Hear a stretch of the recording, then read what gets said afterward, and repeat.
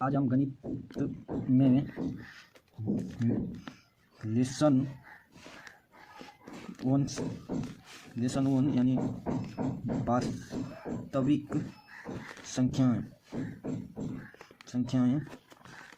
कक्षा 10वीं हम आज मेन पॉइंट एवं विभियाकी पढ़ेंगे। पर में 1.1 इक्लिक विभाजन परिमिका लीड विभाजन परिमिका का इक्लिक विभाजन परिमिका या इक्लिक विभाजन एल्गोरिथम, इसका हम परिभाषा देंगे। दो धनात्मक पूर्णांक ए और बी दिए रहने पर ऐसी अद्वितीय पूर्ण संख्याएं क्यू और आर होता है, जहाँ ए बराबर बी क्यू प्लस आर, जहाँ 0 बराबर और बड़ा आर से बड़ा बी। एक बार हम फिर से ये लाइन पढ़ देते हैं। पर में 1.1 इक्लिक विभाजन का दो धनात्मक पूर्णांक ए और बी दिए रहने पर ऐसे अद्वितीय पूर्ण संख्याएं क्यू और आर होता है। ऐसे अद्वितीय पूर्ण संख्या क्यू और आर होता है जहां ए बराबर बी क्यू प्लस आर, जहां 0 बराबर और बड़ा आर से बड़ा बी। अब हम आते हैं नेक्स्ट पॉइंट। ये कर रहा है पॉइंट है सब इक्लिड विभाजन परिमिका और इक्लिड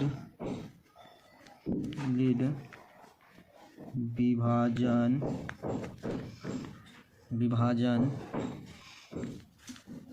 एल्गोरिथम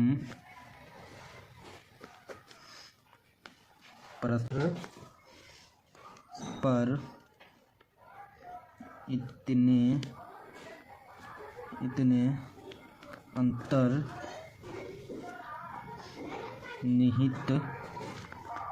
है कि लोग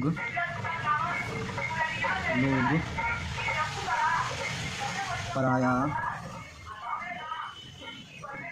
इक्लिड विभाजन परिमिका को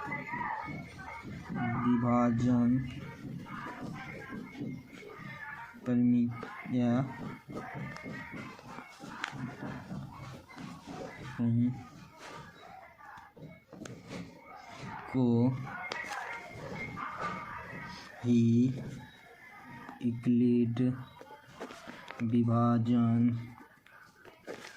एल्गोरिथम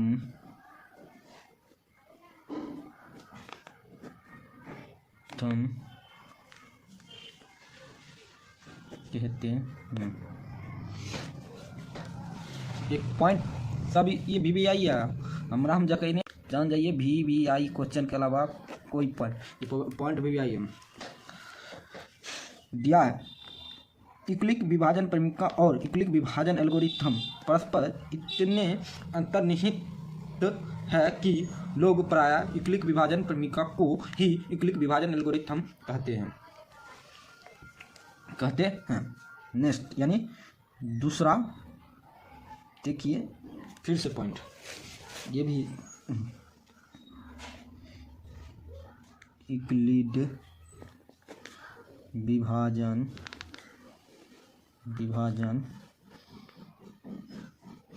एल्गोरिथम या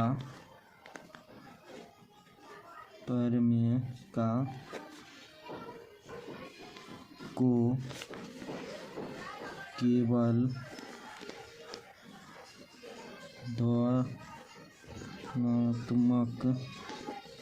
धनात्मक पूर्णांकों के लिए ही लिखा गया है। लिखा है यूक्लिड विभाजन एल्गोरिथम या परिमितिका को केवल धनात्मक पूर्णांक के लिए ही लिखा गया।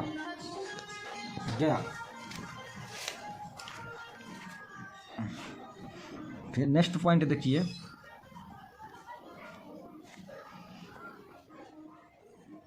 किन्हीं दो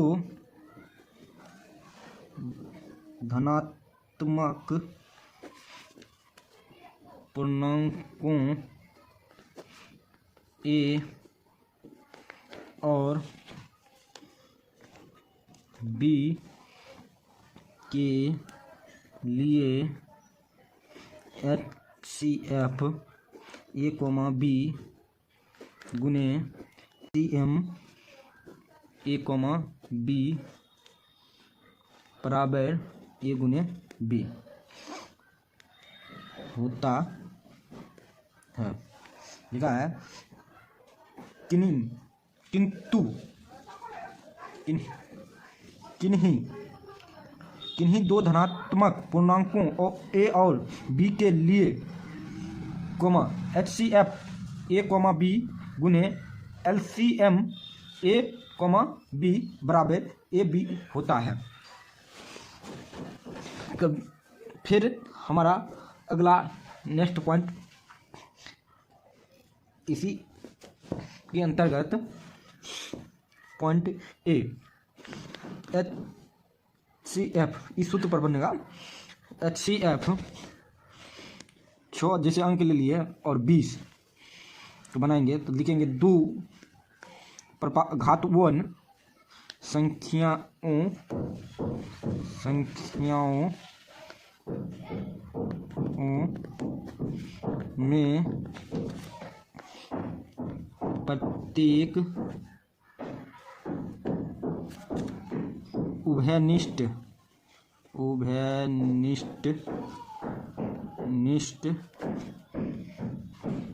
अभाज्य गुणनफल की सबसे छोटी घात, चिन्ह इसीलिए दे दिए घात, मेन पॉइंट इसमें घात का होता है, जिस यहाँ पर पहले ही बोल दिए घात का गुणनफल है। यहाँ गुणनखंड हो जाएगा, गुणनखंड।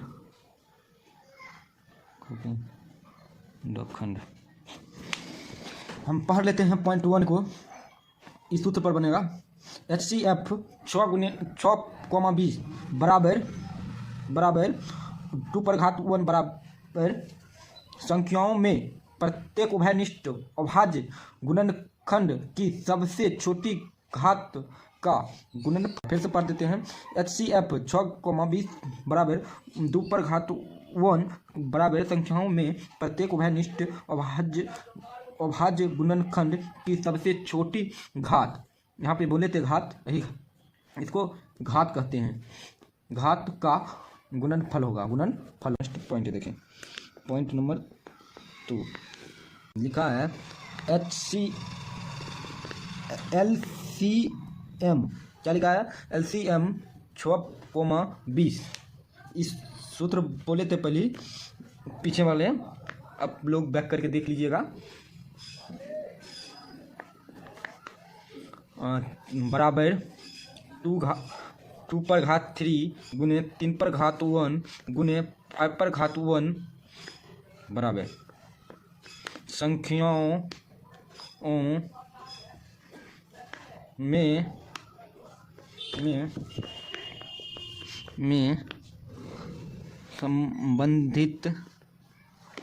संबंधित प्रत्येक अभाज्य गुणनफल खंड की सबसे बड़ी, उसमें छोटी थी, इसमें बड़ी घात का गुणनफल।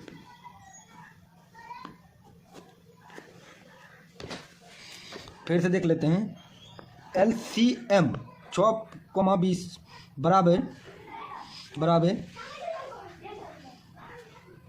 तथा यहाँ देख रहे हैं पहला था तो ये दूसरा पॉइंट लिखे तथा दे दिए, तो तब लिखेंगे LCM 6 गुने 20 बराबर 2 पर घात 3 गुने 3 पर घात 1 गुने 5 पर घात 1 बराबर संख्याओं में संबंधित प्रत्येक अभाज्य गुणनखंड की सबसे बड़ी घात का गुणनफल।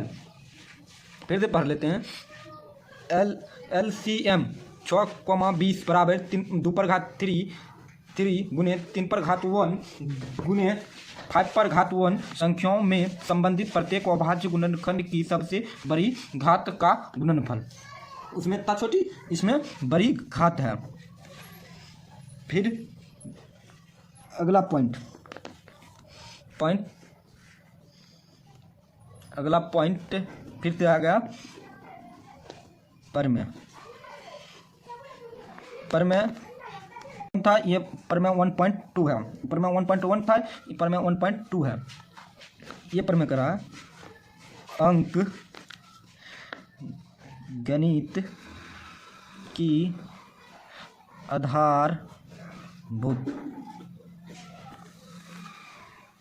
आधारभूत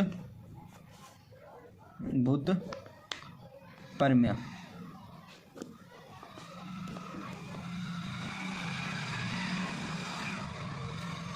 परमेय है 1.2 अंक गणित की आधारभूत परमेय। कह रहा है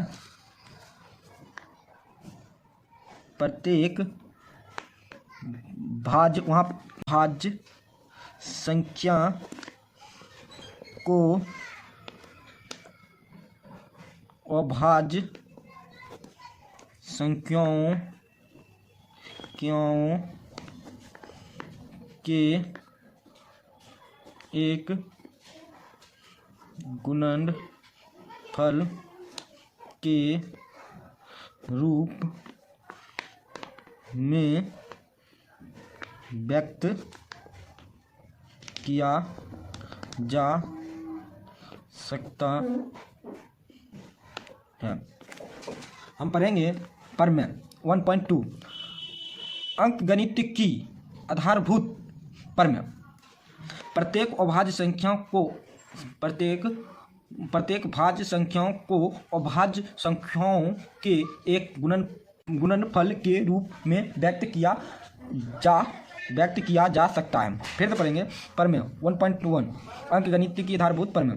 प्रत्येक भाज्य संख्याओं को अभाज्य संख्याओं के एक गुणनफल के रूप में व्यक्त किया जा सकता है। प्रत्येक भाज्य संख्याओं को अभाज्य संख्याओं के एक गुणनफल के रूप में व्यक्त किया जा सकता है। अगला परमेय, फिर से परमेय देखिए, ये परमेय 1.2 के बाद परमेय 1.3 ये कह रहा है परमेय P एक अभाज्य संख्या है, तो अभाज्य संख्या है यदि P, P² को विभाजित करती है तो P, P1 को विभाजित करेगी।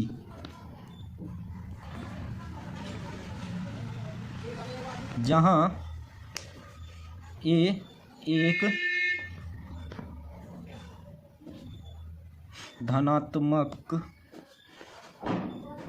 पूर्णांक है। ये आपको जैसे √5 पर में संख्याएं सिद्ध कीजिए, जैसे कुछ भी रूट सिद्ध करने के लिए देगा तो ये पर में 1.3 के अंतर्गत आता है। क्या आता है? 1.3। इसमें सिद्ध के बाल आप देने रहेगा। तो क्या कर रहा है? P एक अभाज्य संख्या है। P एक अभाज्य संख्या है। यदि P, a² को विभाजित करती है तो P, a को भी विभाजित करेगी, जहाँ P एक धनात्मक पूर्णांक है।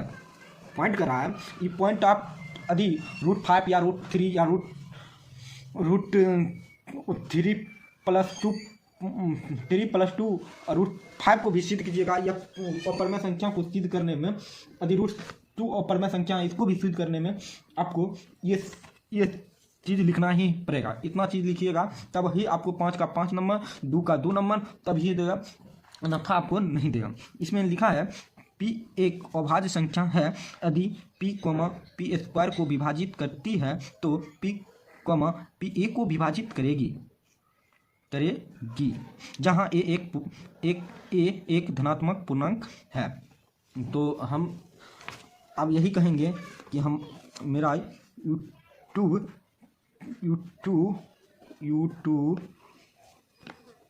यानी लिंक कहिए, चैनल कहिए, मेरा सब्सक्राइब कर दीजिएगा। मेरा है, एक ग्रेड देकर लिखिएगा बलराम